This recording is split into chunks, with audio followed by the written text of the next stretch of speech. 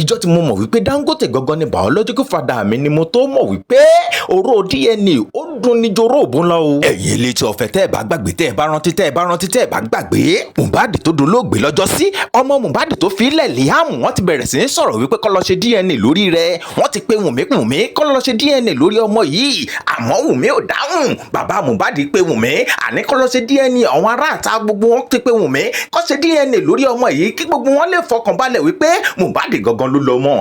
mọ́kọ̀ ló ń já sí bí èyìnbó ṣe ń fẹnu ọkọ̀ kọlẹ̀. ará ìta kan tiẹ̀ ti sọ wípé òun á gbé 20 million naira sílẹ̀ òun á dẹ̀ fún ọmọ yìí ní scholarship tó bá ti jẹ́ pé Mohbad ló ní ọmọ yìí ìpè kí Wùnmí lọ ṣe DNA test lórí ọmọ yìí kó lè mọ̀ wípé Mohbad gangan ló ní ọmọ. àmọ́ gbogbo ìgbìyànjú yìí pàbó ló já sí. ó dàbẹ̀ ni wípé àṣírí kan wà nínú kinní yìí láàrin Wùnmí Mohbad àti